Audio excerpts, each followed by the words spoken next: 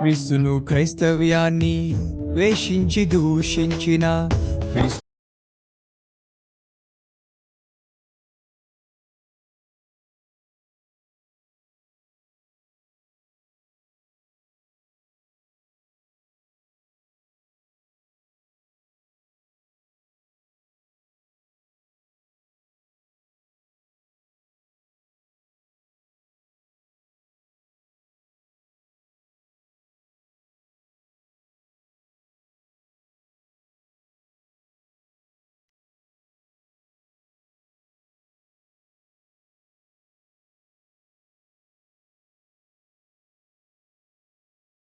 వచ్చిన వాళ్ళు ఏమైపోరు తెలుసా? అలాగే మహారాజా అని వెనక్కి రాజ్యాన్ని విడగొట్టేసి యారోబోమును రాజు చేసుకున్నారు. క్రోధంగా మీదకు వచ్చిన వారిని చల్లార్చుకున్నాడు గిద్యోను. సమాధానంతో వచ్చినటువంటి వారిని శత్రువులు చేసుకున్నాడు రెహబాము. దేనివల్ల? సరైన మాట లేకపోవటం వల్ల. నాలుకను ఉపయోగించడంలో మిత్రులు శత్రువులు అవుతున్నారు, శత్రువులు మిత్రులు అవుతున్నారు. ఎఫ్రాయిమీలు గిద్యోను మీద తిరుగుబాటు చేసి ఎఫ్రాయిమీలు గిద్యోను చంపడానికి చూసినప్పుడు ఆ శత్రువుల యొక్క ప్రేమను సంపాదించుకునేడానికి తన నాలుకను ఉపయోగించి చల్లార్చే మాటలు మాట్లాడుకున్నాడు గిద్యోను. సమాధానంగా ఉండడానికి, శాంతియుతంగా ఉండడానికి, కలిసి ఉండడానికి ఇష్టపడి వచ్చినటువంటి ఇశ్రాయేలు 10 గోత్రాలను తన యొక్క క్రోధమైన మాటలతో శత్రువులుగా మార్చుకున్నాడు రెహబాము. ఈరోజు క్రైస్తవ జీవితంలో జీవిస్తున్నా నీవు నీ నాలుకను ఎలాగ ఉపయోగిస్తున్నావు, నీ మాటను ఎలాగ ఉపయోగిస్తున్నావు, నీ యొక్క మాట తీరు ఎలాగుంది, నీ మాట జీవన విధానం ఎలా ఉంది, నీ నాలుగును ఎలా తిప్పుతున్నావు, నీ మనసుకు నచ్చినట్టు నువ్వు మాట్లాడుతున్నావా, నీ యొక్క మనసులో వచ్చినట్టు మాట్లాడుతున్నావా, నీ బుర్రకేం తోస్తే అది మాట్లాడేస్తున్నావా, నీకు ఎలాగ తోస్తే అలా మాట్లాడేస్తున్నావా? జాగ్రత్త. నీ మాటే నీకు జీవాన్ని తీస్తుంది, నీ మాటే నీకు మరణాన్ని తెచ్చిపెడుతుంది. బైబిల్ గ్రంథంలో చాలా రకాలైనటువంటి నాలుకలు ఉన్నాయి, చాలా రకాలైన నాలుకలు ఉన్నాయి. ఆ నాలుకలన్నీ చెప్పడానికి వీల్లేదు. కానీ కొండి కానీ నాలుకట, అబద్ధమాడేటువంటి నాలుకట, మోసకరమైనటువంటి నాలుకట. దేవునికి స్తోత్రం. ఇలాంటి నాలుకలు చాలా రకాలు ఉన్నాయి. ఇలాంటి నాలుకలన్నిటి గురించి ప్రభు అంటాడు, ఇలాంటి నాలుగుల గురించి అంటాడు, ఇదిగో అబద్ధమాడు నాలుకలను నేను చీల్చివేతును అంటాడు. పిల్లలు చెప్తుంటాం కదా, అబద్ధమాడకు దేవుడు నాలుగు కోసేస్తాడు. ఆడికి చెప్తే కానీ అబద్ధాలన్నీ మనమే చెప్తాం. అబద్ధం ఆడేటప్పుడు కూడా ఎవరితో ఏ అబద్ధం ఆడుతున్నావు ఏం ఉండదు. ఇక పొద్దున్న లేచిన కాడి నుంచి పడుకునే వరకు అసలు అబద్ధం ఆడలేదు అన్నవారు దేవునికి స్తోత్రం. ఎక్కడ అబద్ధం ఆడలేదా? అబద్ధం ఆడే నాలుకను ఆయన చీల్చివేస్తాడు, కొండుమలాడే నాలుకను ఆయన చీల్చివేస్తాడు, మోసపూరితమైన నాలుకను ఆయన కోసివేస్తాడు. కోసాడు. నాలుకను కోసేయటం అంటే నాలుగు కోసేసి అట్టుకెళ్ళి నరకలే హెత్తడా, నిన్ను మాత్రం పరలోకం తీసుకెళ్ళిపోతాడేమో. మొన్న శుక్రవారం బాప్తీసాలు ఇచ్చాం. ఎప్పుడు రాని ఆలోచన ఒకటి ఇచ్చాడు దేవుడు. ఏంటంటే ఒకడట బాప్తీసం పొందినప్పుడు చెయ్యి పైకి ఎత్తాడట. ఎందుకని? ఆడికి ఎవరి మీద కోపం ఉందంట. ఆ నరికేసిన తర్వాత వచ్చి ఈ చేతికి బాప్తీసం ఇస్తాడట. బాప్తీసం అంటే చేతులకోసారి, కాళ్ళుకోసారి, ముక్కుకోసారి, నాలుగుకోసారి, కళ్ళుకోసారి, వేలుకోసారి, ఎవరో శరీరం అంతటికీ ఒకటే బాప్తీసం. దేవునికి స్తోత్రం. శరీరం అంతా ఒకేసారి మారు మనసు పొంది నీవు జీవితాన్ని ప్రభువుకు అప్పగించి బాప్తీసం పొందావంటే శరీరం అంతా కూడా క్రీస్తు పోలికలోనికి మార్చబడాలి. నీ కన్ను క్రీస్తు స్వరూపిలో ఉండాలి, నీ యొక్క మాట క్రీస్తు వలె ఉండాలి. దేవునికి స్తోత్రం. హల్లెలూయా. మరి నీ మాట ఎలాగుంటుంది? నీ మాట ఎలాగుంటుంది? అందుకనే ఒక మాట అంటాడు భక్తుడైనటువంటి సొలొమోను రాస్తూ చక్కటి మాట అంటాడు. కీర్తన సామెతల గ్రంథం 10వ అధ్యాయము 20వ వచనం, నీతిమంతుని యొక్క నాలుక ప్రశస్తమైన వెండి వంటిది. దేవునికి స్తోత్రం. ఎవరి నాలుక? నీతిమంతుని యొక్క నాలుక ప్రశస్తమైన వెండి. వెండిని దేనికి పోలుస్తారంటే, వెండి లాభప్రదమైనది, శ్రేష్టమైనది, యోగ్యమైనటువంటిది. వెండి ఇక జీవితానికి ప్రయోజనకరమైనటువంటిది. అదే సామెతలు అంటాడు, నీతిమంతుని యొక్క మాటలు, నీతిమంతుని యొక్క నాలుక జీవవృక్షము అంటాడు. నీతిమంతుని యొక్క మాటలు జీవమునిస్తాయి. దేవునికి స్తోత్రం. హల్లెలూయా. నీతిమంతుల యొక్క మాటలు జీవాన్ని ఇవ్వాలి. నీతిమంతుని యొక్క మాటలు ఎదుటివానికి లాభప్రాయంగా ఉండాలి. నీతిమంతుని యొక్క మాటలు వాడి జీవితానికి లాభప్రాయంగా ఉంటాయి. నీ మాటలు నీకు లాభప్రాయంగా ఉన్నాయా, నష్టప్రాయంగా ఉన్నాయా? క్రైస్తవుల యొక్క నాలుక ఎట్లా ఉండాలి? బైబిల్ అంటున్నాడు, ఎవరైతే క్రీస్తు రక్తంలో కడగబడ్డాడో వాడందరూ కూడా ఎవరు? క్రీస్తు రక్తంలో కడగబడిన ప్రతి ఒక్కడు నీతిమంతుడు. దేవునికి స్తోత్రం. ఈ వాక్యం వినేవాళ్ళు ఒకవేళ అంటే క్రీస్తు రక్తంలో కడగకపోతే మేము నీతిమంతులు కాదా అంటే అది నాకు తెలియదు. అంటే ఈ మాట ఎందుకు చెప్పుకోవాలంటే కాపీ రైట్స్ అనమాట. లేదా దాన్ని ఏమంటారు, సెన్సార్ కట్టికలు ఏమంటారు, దాన్ని ఏమంటారు మనకు తెలియదు. ఎందుకంటే ఈ మెసేజ్లు వినేటప్పుడు చాలామంది నాకు తెలియని వాళ్ళు, మనమంటే తెలియని వాళ్ళు, నేనంటే తెలియని వాళ్ళు చాలామంది వాక్యాన్ని వింటున్నారు. ఎందుకంటే మొన్న బాప్తిస్మం ఇవ్వడానికి వెళ్ళినప్పుడు వాళ్ళెవరో నాకు తెలియదు. మన బాప్తిస్మం ఇచ్చినప్పుడు పాపం నేను బాప్తిస్మం ఇస్తూ ఉంటుంటే మన సంఘబిడ్డలు అక్కడ ఉంటే అబ్బాయి పేరు ప్రసాద్ అనుకుంటే, ఆ మిస్సెస్ పేరు ప్రణీత, ఇద్దరు బాప్తిస్మం ఇస్తూ ఉన్నాం. నన్ను పైనుంచి చూశారట. మనం టీవీలో వాక్యం వింటున్నాం, ఈయన వాక్యమే కదా అనుకుంటున్నారట. వెంటనే అక్కడున్న సంఘబిడ్డలు బాప్తిస్మం ఇచ్చిన బిడ్డని ఇంట్లో తీసుకెళ్ళి వాళ్ళు చక్కగా ఆతిథ్యం ఇచ్చి బట్టలు మార్చుకోవడానికి స్థలం ఇచ్చి, పాస్టర్ గారు నాన్నబాబు గారు కదన్నట్టు, అవునండి, మమ్మల్ని మళ్ళీ ఇంట్లోకి తీసుకెళ్ళి మా చేత ప్రార్థన చేయించుకుని చక్కని ఆతిథ్యం ఇచ్చారు. దేవునికి స్తోత్రం. వాళ్ళు ఎవరో నాకు తెలియదు. నేను మనం తెలియని వారు వాక్యాన్ని వింటున్నారు, మంచిగా వినే వాళ్ళు ఉన్నారు. యేసుప్రభు కూడా తెలియని 4 రకాలు ఉన్నారు కదా. ఆ 4వ రకం ఎవడో ఏ మాట పుట్టదో పట్టుకుందామని వస్తూ ఉంటారు. అలాంటి వాడికి అంటే యేసు రక్తంలో కడగబడిన వాడు నీతిమంతులా, మేము నీతిమంతులు కాదా అంటే నాకు సంబంధం లేదు. నీ గురించి నేను చెప్పాల్సిన అవసరం కూడా నాకు లేదు. నీ కర్మ నాకు లేదు. నా కర్మ ఎలా ఏంటంటే, నా బాధ ఎలా ఏంటంటే నా దగ్గరకు వచ్చే వాళ్ళకి మాత్రమే చెప్పే బాధ. దేవునికి స్తోత్రం. బైబిల్ చెబుతున్న మాట ఏంటంటే క్రీస్తు రక్తంలో కడగబడిన వాడు నీతిమంతుడు. దేవునికి స్తోత్రం. ఈ బైబిల్ కూడా ఎవరికంటే ఇక వచ్చిన వాళ్ళకే మాత్రమే. ఇక రాకుండా నేనేమన్నంటే నీ బైబిల్ నా గురించి ఏం చెప్తుందంటే, నా బైబిల్ నీ గురించి ఏం చెప్తే నీకు ఎందుకు, అంతేనా? ఇప్పుడు 2వ తరగతి పుస్తకం చదువుకోవాలి, 10వ తరగతి పుస్తకం చదువుకోవాలి. 10వ తరగతి 2వ తరగతిలో ఈ లెక్క ఏంటంటే ఈ లెక్కలో ఆడి అక్షరం ఏంటంటే కుదరదు. నీ పుస్తకం నీకు ఏం చెప్తుందో అది నువ్వు నమ్ముకో. నా పుస్తకం ఏం చెప్తుందో, నా బైబిల్ ఏం చెప్తుందో అది నేను నమ్ముతాను. దేవునికి స్తోత్రం. కడగబడిన వాడు నీతిమంతుడు. నీతిమంతుని యొక్క నోరు జీవవృక్షమై ఉండాలి. నీతిమంతుని యొక్క నోరు ప్రశస్తమైన వెండిదై ఉండాలి. నీతిమంతుని యొక్క నోరు జీవము కలిగినదై ఉండాలి. నీతిమంతుని యొక్క నోరు జీవమునిచ్చేదిగా ఉండాలి. అందుకనే నేను పౌలు అంటాడు, మీ మాటలు ఉప్పు వేసినట్లు రుచిగా ఉండాలట. హలో, మీ మాటలు ఎలా ఉండాలి? ఉప్పు వేసినట్లు అంటే రేపు నుంచి నోట్లో ఉప్పు వేసిన అంటారేంటి? ఏదో కానీ టీవీలో యాడ్ వస్తుంది, జాయికైనా వెళ్తాడు అక్కడలా అమ్మా అంటాడు. అర్థం పగల కొట్టుకుని మరి వచ్చేద్దాం హీరోయిన్ ఏమట, నీ పేస్ట్లో జాయికాయ తినేటప్పుడు పేస్ట్కి సంబంధం పెట్టి నీ పేస్ట్లో ఉప్పు ఉందంటే అది వచ్చాడు. ఆ ఉప్పు కాదు. దేవునికి స్తోత్రం. హల్లెలూయా. ప్రకటనలు ఇచ్చుకునేటప్పుడు నానా రకాలుగా ఆలోచిస్తారులేండి. ఆ ఉప్పు కాదు. నీ మాట రుచికరమైనదై ఉండాలి, ఎదుటి వారిని ఆకర్షించేదిగా ఉండాలి, ఎదుటి వారిని జీవమునిచ్చేదిగా ఉండాలి, ఎదుటి వారికి ప్రేమను పంచేదిగా ఉండాలి, ఎదుటి వారిని ఆదరించేదిగా ఉండాలి, ఎదుటి వారిని ధైర్యపరిచేదిగా ఉండాలి, ఎదుటి వారికి మనసులో ఆనందాన్ని ఇచ్చేదిగా ఉండాలి. ప్రియమైన దేవుని బిడ్డలారా, మరి నీ మాటలు ఎలాగొంటున్నాయి? ఒక క్రైస్తవునిగా నీ పలుకు ఎలాగొంటుంది? అందుకనే అపోస్తలుడైనటువంటి పౌలు ఎఫెసీయులకు రాసినటువంటి పత్రికలో ఒక చక్కటి మాట అంటాడు, మన నోటులో ఏముండాలో. 5వ అధ్యాయము 4వ వచనం, కృతజ్ఞతా వచనమే మీరు ఉచ్చరింపవలెను. దేవునికి స్తోత్రం. మన నోటిలో ఏముండాలట? కృతజ్ఞతా వచనమే. కృతజ్ఞతా వచనం అంటే దేవుడు చేసిన మేలులకు ప్రభువుని స్తుతించే వారమై ఉండాలి. దేవునికి స్తోత్రం. హల్లెలూయా. ఇక 2వ రోమీయులకు రాసినటువంటి పత్రిక 10వ అధ్యాయము 8వ వచనం అంటాడు, వాక్యము నీ యొద్దను, నీ నోటను, నీ హృదయంలోను ఉన్నది. దేవునికి స్తోత్రం. ఇప్పుడు నీ నోటులో ఏమున్నది? ఒక నీతిమంతుని యొక్క నోటులో కృతజ్ఞతా వచనం ఉండాలి. ఒక నీతిమంతుని నోటులో వాక్యం ఉండాలి. దేవునికి స్తోత్రం. హల్లెలూయా. ఏముండాలండి?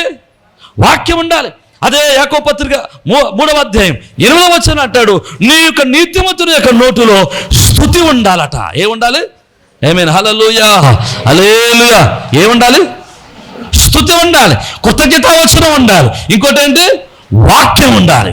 నీ నోరు తెరిస్తే వాక్యమే వినబడాలి. నీ నోరు తెరిస్తే స్తుతి వినబడాలి. నీ నోరు తెరిస్తే వాక్యములో నుంచి ఎదుటి వారిని ఆదరించేటువంటి మాటలే రావాలి.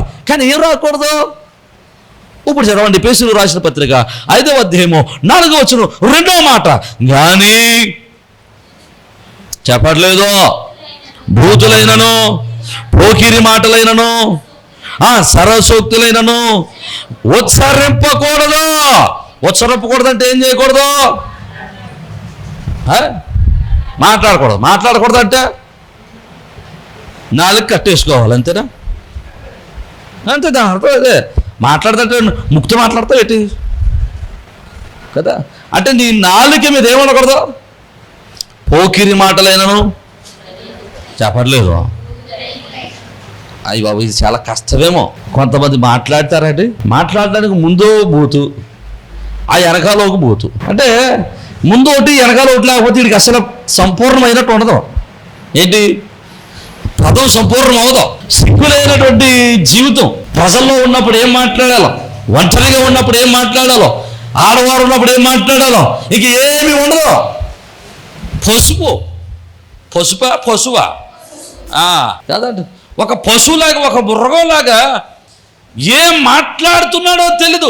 సిగ్గు, శరం, మంచి మానవత్వం, అసలు ఒక మనిషినే వీడు అన్న సంగతే మరిచిపోయి నానా రకాలైనటువంటి బూతులు మాట్లాడేటువంటి మనుషులు సమాజంలో ఉన్నాయి. ఒకవేళ బూతులు మాట్లాడుతూ నన్ను ఎందుకు అన్నావు నువ్వు అన్నేనంటే, నువ్వు చేసే మంచి పని అయితే రావచ్చు నా దగ్గరికి అడగటానికి. ఏది? బూతులు మాట్లాడటం మంచి పని అయితే నన్ను తిరగబడి అడగచ్చు. మరి బూతులు మాట్లాడటం మంచిదా? నీకు బుద్ధి జ్ఞానం ఉందా? ఏం మాట్లాడుతున్నావు నువ్వు? వాక్యం చెబుతుంది బూతులైనను. ఒకవేళ విశ్వాసి కాని వాడు బూతులు మాట్లాడుతున్నాడు అనుకోండి, పోన్లే, వాడికి ఆ క్రమం అలవాటు అయ్యింది. మరి విశ్వాసిగా ఉన్నటువంటి నువ్వేం మాట్లాడుతున్నావు? విశ్వాసిగా ఉన్నటువంటి నీ నోటిలో నుంచి బూతులు రాకుండా ఎప్పుడైనా మాట మాట్లాడావా? అత్తగారికి కోపం వచ్చినప్పుడు ఎప్పుడైనా బూతులు లేకుండా కోడలు తిట్టిందా? బూతులు లేకుండా ఏం తిడతామండి? బూతులు లేకుండా కోపం చల్లారుతుంది ఇటు. అసలే మీకు విషయం చెప్పరా, కోపం చల్లారడానికి బూతులే వాడాలి. ఇంకోటి వాడితే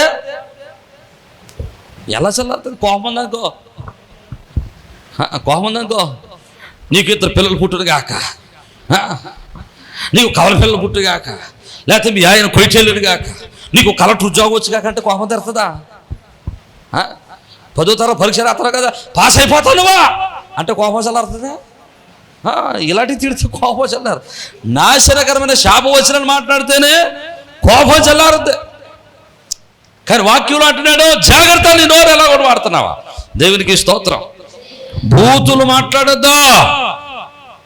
క్రీస్తు రక్తంలో కడగబడిన నీవు, క్రీస్తు రక్తంలో కడగబడిన నువ్వు విశ్వాసి, నువ్వు బూతులు మాట్లాడితే దేవుడు చూస్తూ ఊరుకునేవాడు కాదా? దేవునికి స్తోత్రం చెప్పా. నీ నాలుక కూడా దేవుడు శుద్ధి చేయడానికే ఆయన కలువరి సిలువలో ఆయన చిరకను త్రాగాల్సి వచ్చేది. దేవునికి స్తోత్రం. చేదైన చిరకను ఆయన త్రాగాడు. ఆయన నాలుకను చేదైన చిరకతో అంటించుకున్నాడా? కారణం ఏంటి తెలుసా? ఆ నాలుక కూడా శుద్ధి కావాలి. అర్థమైతే దేవునికి స్తోత్రం చెప్పా. హల్లెలూయా. నువ్వు ఇంకా బూతులు మాట్లాడుతూ, నీ ఇష్టానుసారంగా జీవిస్తూ, నీ ఇష్టం వచ్చినట్టు మాట్లాడితే, నీలో క్రీస్తు స్వరూపము రాకపోతే నువ్వు దేవునికి ఇష్టడుగా జీవించడం అసాధ్యం. బూతులైనను పోకిరి అంటే, పోకిరి మాటలంటే వెర్రి మాటలు. ఏం మాట్లాడుతున్నాడో తెలియదు ఒక్కొక్కసారి. వెర్రి మాటలు అయినను నువ్వు మాట్లాడకూడదు. వ్యర్థమైన మాటలు నీ నోటంట రాకూడదు. నీ నోటికి దేవుడు శక్తినిచ్చాడు, నీ పదానికి దేవుడు శక్తి ఇచ్చాడు, నీ ఊపిరికి దేవుడు శక్తినిచ్చాడు. జాగ్రత్త, వెర్రి మాటలు రానివద్దు నీ నోటంట, వ్యర్థమైన మాటలు రానివద్దు నీ నోట అంటాను. ఇంకోటి అంటున్నాడు సరసోక్తులైనను. సరసోక్తులు ఎవరితో మాట్లాడుకోవాలండి? సరసమైన మాటలు, లేకపోతే సరదాగా మాట్లాడుకునే మాటలు భార్య భర్తలు మాట్లాడుకోవాలి. కానీ ఎవరు మాట్లాడుకుంటారు? ఫంక్షన్ల దగ్గర చూస్తే ఉంటుందండి. ఫంక్షన్ల దగ్గర కూరగాయలు కోసేగాడ, వంట వండేగాడ, లేకపోతే వేరే వేరే కార్యక్రమాల దగ్గర భార్య భర్తలు మాట్లాడుకోవలసినటువంటి మాటలు డబల్ మీనింగ్ మాటలు ఊర్లో వాళ్ళందరితోనూ మాట్లాడతారు. వీళ్ళు ఒక్కొక్కసారి అనిపిస్తూ ఉంటారు, ఇద్దరు భార్య భర్తలు, వాళ్ళిద్దరు భార్య భర్తల, వాళ్ళేళ్ళు ఒకటే వీళ్ళేళ్ళు ఒకటే. పనికి మారినటువంటి జీవితం అది, విలువలు లేనటువంటి జీవితం, క్రమశిక్షణ లేని జీవితం. సరసోక్తుల్లో నీ ఇష్టం వచ్చినట్టు నీ నోరు ఉపయోగించడానికి లేదా? ప్రతి ఒక్కరితో సరసమాడడానికి లేదా? అర్థమైతే దేవునికి స్తోత్రం. బయట వాళ్ళు ఎలా బ్రతుకుతున్నారు మనకొద్దు. వాళ్ళ క్రమాలు వాళ్ళకుంటాయి. నేను ఎవరితో మాట్లాడుతున్నాను? నేను నచ్చి, నా మాటలు నచ్చి, నేను ప్రకటిస్తున్న దేవుడు నచ్చి, నా మాటలు వినుతున్న వారితో మాత్రమే మాట్లాడుతున్నాను. టీవీలో చూస్తున్నాం కదా అంటే నా మాటలు నచ్చి చూస్తున్నా కాబట్టి నేను చెప్పింది నువ్వు అంతే. దేవునికి స్తోత్రం. నాకు మాటలు నచ్చలేదు, టీవీ కట్టేసుకో, దేవునికి స్తోత్రం చెప్పు. హల్లెలూయా. యూట్యూబ్లో పెట్టిన తర్వాత ఇదిగో ఇలాగన్నావంటే నీకు నచ్చకపోతే యూట్యూబ్లో తీసేసుకో, మానా ఇంకోటి చూసుకో. నువ్వు వింటున్నావు కాబట్టి, నా మాటలు నచ్చాయి కాబట్టి, నేను ప్రకటిస్తున్న దేవుని యొక్క మాటలు నీకు ఇష్టమయ్యాయి కాబట్టి దేవుని మాటలు చెబుతున్నాయి. నువ్వు సర్వశక్తులు నీ ఇష్టం వచ్చినట్లు మాట్లాడడానికి లేదు. నీకు ఇష్టం వచ్చినట్టు నీ నోరును ఉపయోగించడానికి లేదు. నీ నాలుకను నీకు ఇష్టం వచ్చినట్టు ఉపయోగించడానికి లేదా? దైవభక్తి కలిగినటువంటి ప్రజలు కూర్చుని మాట్లాడుతూ ఉన్నప్పుడు అటండి దేవుడు వింటాడట. హలో, మలాకీ రాసిన గ్రంథము 3వ అధ్యాయము 16వ వచనం. అప్పుడు యెహోవా యందు భయభక్తులు గలవారు ఒకరితో ఒకరు మాట్లాడుకునుచుండగా యెహోవా చెవియొగ్గి, ఎవరెవరు మాట్లాడుకుంటుంటే యెహోవా యందు భయభక్తులు కలిగి, దేవుని యందు భయభక్తులు కలిగిన వారు, బాప్తీసాలు పొందిన వారు, మందిరాలకి వెళ్ళేవారు, వీళ్ళు మాట్లాడుకుంటున్నప్పుడు అట్టండి దేవుడు ఏం చేస్తున్నాడట? చెప్పట్లేదా? ప్రార్థన అయిపోతారు, కూర్చుని మాట్లాడుకుంటారు కదా, మాట్లాడుకుంటారు. అప్పుడు ఎవరంటున్నారు మీ మాటలు? మామూలుగా వింటలేదు. మళ్ళీ ఆయన ఎలాగట? చెవి యొగ్గి. ఇతర విశ్వాసులు దూరంగా వెళ్ళిపోయి కూర్చొని మాట్లాడుకుంటున్నారు అనుకోండి. అప్పుడు ఎవరంటున్నారు? చెప్పట్లేదు. మీరు 10 మందిలో మాట్లాడుతున్నారు, ఎవరంటున్నారు? అసలు నువ్వు ఎక్కడున్నా సరే నీ మాటలు ఎవరంటారు? అర్థమైతే దేవునికి స్తోత్రం చెప్పు. హల్లెలూయా. నువ్వు ప్రతి మాట కూడా దేవుడు వింటున్నాడా? ఆ కింద ఇంకో మాట అంటాడు, భలే ఉండదు చూడండి. మరి యెహోవా యందు భయభక్తులు కలిగి ఆయన నామమును స్మరించుచుండు వారికి జ్ఞాపకార్థంగా ఒక గ్రంథం ఆయన సముఖమందు. ఒక గ్రంథమే రాసేస్తున్నాడు. ఏంటదా? నువ్వేం మాట్లాడుకుంటున్నావా? నీవు మాట్లాడే ప్రతి మాట దేవుడు రాసేస్తున్నాడు. నువ్వు మాట్లాడే ప్రతి మాట దేవుడు లెక్కిస్తున్నాడు. ఒకరోజు నువ్వు మాట్లాడిన ప్రతి మాటకు లెక్క.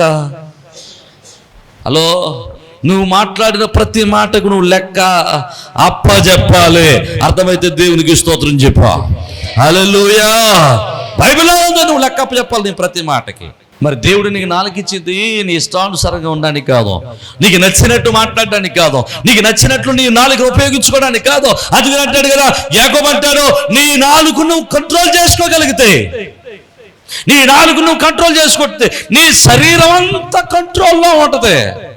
హలో, ఏదట? నీ శరీరం అంతా కంట్రోల్లో ఉండాలంటే దేని కంట్రోల్ చేయాలి ముందు? చెప్పట్లేదు మీరు. దేవునికి స్తోత్రం. ఒక పురుషునితో సరస్వక్తులు మాట్లాడావు అనుకోండి, శరీరం ఏమో కోరుకుంటుంది? మాటల దగ్గర ఆగిపోతాయా? సరస్వక్తులు మాట్లాడుకుంటే శరీరాశలకు రేపబడుతుంది. నువ్వు మాట్లాడటం మానేస్తే నీ శరీరం చచ్చినట్టు కంట్రోల్లో ఉంటుంది. దేవునికి స్తోత్రం. హల్లెలూయా. దొంగతనం గురించి మాట్లాడితే నీ శరీరం దొంగతనం చేయడానికి ప్రేరేపించబడుతుంది. నువ్వు దొంగతనం గురించి మాట్లాడటం మానే, నీ శరీరము నీ కంట్రోల్లో. అర్థమైతే దేవునికి స్తోత్రం చెప్పాలా? హల్లెలూయా. ఈరోజు జాగ్రత్తగా ఆలోచన చేయండి. నీ శరీరాన్ని నువ్వు కంట్రోల్లో పెట్టుకున్నావా? ఈ నాలుగు కంట్రోల్లో ముందు పెట్టుకోవాలి. ఈ నాలుగు నువ్వు అదుపు చేయగలవు. నీ నోటుకు వచ్చింది, నా నోరు నా ఇష్టం, నా పలుకు నా ఇష్టం, నా మాటలు నా ఇష్టం, నా పెదవులు నా ఇష్టం, నా నోరు నా ఇష్టం అంటే దేవుడు చూస్తూ ఊరుకునేవాడు? హల్లెలూయా. హల్లెలూయా. దేవుడు ఏం చేయడండి? ఏం చేయట్లేదు? చూస్తూ ఊరుకునేవాడు. అబద్ధమాడే నాలుకను, మోసపూరితమైన నాలుకలను, కొండెములాడే నాలుకను, ఇచ్చకములాడేటువంటి నాలుకను ఆయన చూస్తూ ఊరుకునే దేవుడు కాదు. దేవునికి స్తోత్రం చెప్పండి. హల్లెలూయా. 21వ అధ్యాయం ప్రకటన గ్రంథము 8వ వచనంలో చూస్తే అంటున్నాడు, పిరుకోళ్ళు, అవిశ్వాసులు, అసహ్యులు, అనరంతికులు, వ్యభిచారులు, మాంత్రికులు, విగ్రహారాధికులు, అక్కడ అంటాడు అబద్ధికులందరూ అగ్నిగంధకములతో మండుగుండములో. అంటే నీ నాలుకను సరిగ్గా వాడకపోతే నీ నాలుకను బట్టి నువ్వు నరకంలో పడివేయబడతావు. హలో, దేవునికి స్తోత్రం. రక్షణ పొందేశానంటే సరిపోదాము, నీ నాలుగు కూడా బాప్తిసం ఇవ్వాలి. దేవునికి స్తోత్రం. నీ నాలుగు కూడా మార్చుకోవాలి. అయ్యారు నాలుగు ఎందుకు మార్చాలంటే బాప్తిసం పొందినప్పుడు నాలుగు తడతలేదంటే అనుకుంటున్నారేమో. అది కూడా నిజమై ఉండొచ్చేమో కదా. నాలుగు తడత కదా అటు నోరు పూజలాగా. దేవునికి స్తోత్రం. నువ్వు చనిపోయిన వాడిగా ఉన్నప్పుడు నీ శరీరం అంతా చనిపోవాలి, నీ శరీర వలయలన్నీ చనిపోవాలా, క్రీస్తు పోలుకులో తిరిగి బ్రతకాలి. దేవునికి స్తోత్రం. హల్లెలూయా. ఈరోజు దేవుని యొక్క వాక్యం చెప్తుంది, నీతిమంతుని యొక్క నాలుక జీవవృక్షం. నీతిమంతుని యొక్క నాలుక ప్రశస్తమైన వెండి వంటిది. నీతిమంతుని యొక్క నాలుక మీద, నీతిమంతుని యొక్క నోటులో ఏముంటుందట? స్తుతి ఉంటుంది. నీతిమంతుని యొక్క నోట్లో ఏముంటుంది? వాక్యం ఉంటుంది. నీతిమంతుని నోట్లో ఇంకేముంటుంది? కృతజ్ఞతా వచనాలు ఉంటాయి. నీవు నోరు తెరిస్తే వాక్యమే రావాలి, నీ నోరు తెరిస్తే స్తుతి రావాలి, నీ నోరు తెరిస్తే దేవునికి మహిమపరిచే మాటలు రావాలి. నీ నోరు తెరిస్తే, నీ నోట్లో ఎప్పుడైతే వాక్యం ఉందో, నీ నోట్లో ఎప్పుడైతే స్తుతి ఉందో, నీ నోరు ఎప్పుడైతే దేవుని యొక్క కృతజ్ఞత వచనాలతో దేవుని మాటల చేత కడగబడి శుద్ధి చేయబడి ఉందో, నీ నోట అంటే ఇంకేమొస్తుందండి? ఎదుటి వాళ్ళని ఆదరించే మాటలు వస్తాయి. దేవునికి స్తోత్రం. ఎదుటి వాడిని ధైర్యపరిచే మాటలు వస్తాయి, ఎదుటి వాడిని బలపరిచే మాటలు వస్తాయి, ఎదుటి వాడిని క్రీస్తు కొరకు సంపాదించే మాటలే వస్తాయి. కొంతమంది మాట్లాడతారండి, ఊరు బయట, టౌన్లు బయట ఉంటుంది పెద్ద పెద్ద డంప్యార్డ్. ఆ డంప్యార్డ్ దగ్గర నిలబడొచ్చేమో కానీ వీళ్ళ దగ్గర నిలబడలేము. నూరంటే అంత దరిద్రమైన కొంపు వస్తుంది. ఏ కొంపు? మొహం కడుక్కోకపోతే వచ్చే కొంపు కాదు. ఆ కొంపు అయినా భరించవచ్చు, కానీ మొహం కడుక్కోకుండా పొద్దున్నే వేసి పాస్వర్డ్ వండాలి అని వచ్చి మొహం మీద మాట్లాడినా భరించొచ్చేమో కానీ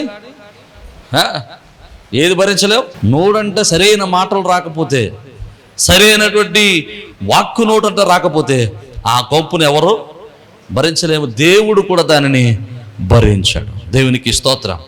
రక్షణ పొందినవాడు నీ నోలికను, నీ నోటిని ఎలా వాడుతున్నావో జాగ్రత్త. ఆయన చూస్తూ ఊరుకునేవాడు కాదు. దేవునికి స్తోత్రం చెప్పండి. హల్లెలూయా. నీ నాలుక నిండా దేవుని స్తుతి, నీ నాలుక నిండా ప్రార్థన, నీ నాలుక నిండా వాక్యము, నీ నాలుక నిండా కృతజ్ఞత వచనము, నీ నాలుక నిండా దేవుని యొక్క మాటలతో నింపుకుని దేవుని యొక్క ఆశీర్వాదాలు పొందుకుందాం. అదే మనకు జీవాన్ని ఇస్తుంది, అదే మనకు రక్షణ ఇస్తుంది, అదే మనల్ని పరలోక రాజ్యానికి వారసుని చేస్తుంది. దేవునికి స్తోత్రం. వాక్యులు అపోస్తలుడైన పౌలు 10వ అధ్యాయంలో రోమీయులకు రాస్తూ అంటున్నాడు 9వ వచనంలో, నీ నోటుతో దాన్ని ఒప్పుకోవాలి. నోటుతో ఒప్పుకుంటే నువ్వు రక్షింపబడతావు. దేవునికి స్తోత్రం. నీ నోటి మాట ద్వారా రక్షణ, నీ నాలుకను ఉపయోగించడం ద్వారా రక్షణ, నిన్ను పరలోక రాజ్యానికి చేర్చగలిగినది నీ నాలుకలో ఉన్నది. దేవునికి స్తోత్రం. నీ నాలుక పరలోకాన్ని చేరుస్తుందా, నరకాన్ని తీసుకెళ్తుందా? నీ నాలుక పరలోక ఆశీర్వాదాన్ని తీసుకొస్తుందా, లేకపోతే శాపాన్ని తీసుకొస్తుందా? నీ నాలుక దేవుని యొక్క మహిమను చూసేటట్టు చేస్తుందా, లేకపోతే దేవుని మహిమకు కాక దేవుని కోపానికి ఒకరిని చేస్తుందా? నిన్ను నీ నాలుకను ఎలాగ ఉపయోగిస్తున్నావో జాగ్రత్త. ఈరోజు నాలుకను సరి చేసుకోవడానికి, నాలుకను అదుపు చేసుకోవడానికి, నాలుకను కంట్రోల్ చేసుకోవడానికి ప్రయత్నం చేయండి. మనందరం నరమాతృలం అండి, నరమాతృలం. మన మనుషులం. ఇప్పటి వరకు మన ఇష్టానుసారంగా మాట్లాడుంటాం, ఇప్పటి వరకు తెలియదు కాబట్టి మనం మాట్లాడున్నాం. ఇక వాక్యం విన్నాం, ఇక నుంచి మనం ఏం చేయాలి? ఒకవేళ మీరు అనుకోవచ్చేమో, లేకపోతే మీ వల్ల ఎవరైనా అనొచ్చేమో, నీ గురించి చెప్పాడు వాక్యం. నేను ఎవరి గురించి చెప్పలే, వాక్యంలో ఏది రాసబడి ఉందో అదే చెప్పాను. ఒకవేళ అది నీ కోసం అనుకుంటే, నీ జీవితం మార్చుకుంటే, ఈరోజు నీ కోసమే దేవుడు మాట్లాడాడేమో, నువ్వు మార్చుకుంటావనే దేవుడు మాట్లాడాడేమో, నువ్వు మార్చుకుంటే అది నీకు జీవంగా ఉంటుంది. నమ్మితే దేవునికి స్తోత్రం. అది నీ పిల్లలకు జీవాన్ని ఇస్తుంది, నీ కుటుంబానికి ఆనందాన్ని ఇస్తుంది, నీ కుటుంబానికి సంతోషాన్ని ఇస్తుంది, నీ బ్రతుకులు సంతోషంతో నింపుతుంది. హల్లెలూయా, హల్లెలూయా. ఈరోజు దేవుని యొక్క వాక్యం చేత మన హృదయాలను కడుక్కుందాం, మన నాలుకను దేవునికి అప్పగిందాం, మన నాలుకలను మనం కంట్రోల్ చేసుకుని, స్వాధీనపరుచుకుని, సాధు చేసుకుని మన నాలుక కళ్ళు వేద్దాం. దేవుని స్తుతిని, దేవుని ప్రార్థనలు, దేవుని యొక్క వాక్యాన్ని మన నాలుకతో నింపుకుందాం. ప్రార్థన చేద్దాం. తలలో వంచండి. ఒక నిమిషం హృదయాలు తెరిచి, ఒకసారి మనస్సులో తెరిచి ప్రార్థన చేయండి. మనస్సులో తెరిచి ప్రార్థన చేయండి. మీ హృదయాలు తెరిచి ప్రార్థన చేయండి. మీ మనస్సులో తెరిచి ప్రార్థన చేయండి. మీ నాలుక ఎలా ఉంది? మీ మాట ఎలా ఉంది? మీరు మాట్లాడేటువంటి మాట ఎలా ఉంది? రెహబాములాగా సమాధాన పడే వారితో శత్రుత్వాన్ని పెంచుకునేటట్టుందా, లేకపోతే గిద్యోను వలె శత్రువులను కూడా మిత్రులుగా మార్చుకునేటట్టు నీ మాట ఉందా? నీ నోటులో భూతులు, సరస్వతులు, పోకిరి మాటల చేత నింపబడి దేవునికి అయిష్టమైన జీవితాన్ని నువ్వు జీవిస్తున్నావేమో.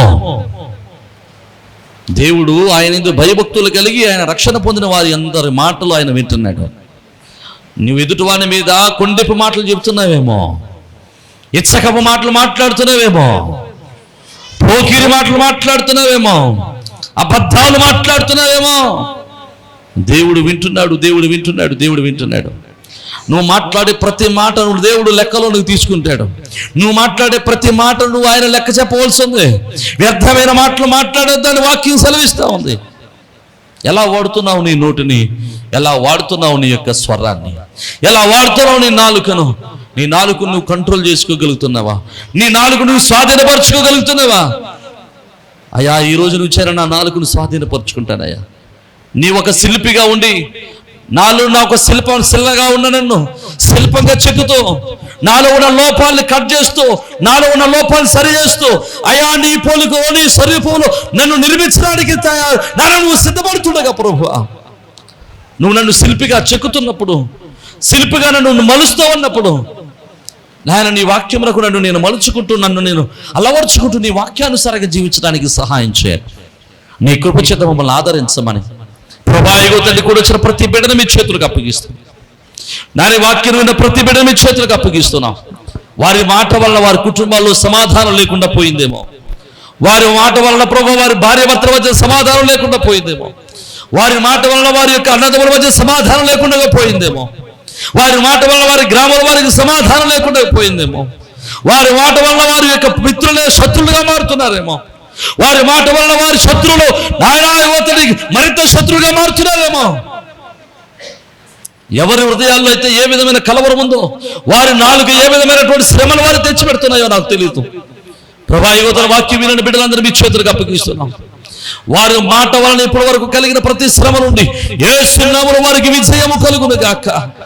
వారి నాలుక మార్చబడును గాక, వారి మాట మార్చబడును గాక, వారి నోటిలో జీవవాక్యం ఉండును గాక, వారి నోటిలో దేవుని యొక్క స్తుతి ఉండును గాక, వారి మాటలు రుచికరముగా ఉప్పు వేసినట్లుగా ఉండును గాక, వారి మాటలు ఆశీర్వాదకరంగా ఉండును గాక, వారి మాటలు ఆదరణకర్తగా ఉండును గాక. ప్రభా, ఇగో తండ్రి, ఈ వాక్యం వింటున్న ప్రతి ఒక్కరి నాలుక యేసు నామములో పరిశుద్ధాత్మ అగ్ని చేత కాల్చబడును గాక. నా ఈ రోజు నుంచి నాయన నిన్ను పోలిన వారే నీకు ఇష్టమైన రీతిలో వారు మాట్లాడినట్లు సహాయం చేయమని యేసు పరిశుద్ధ నామమును బట్టి స్తుతించున్నాం మా పరమ తండ్రి. ఆమేన్.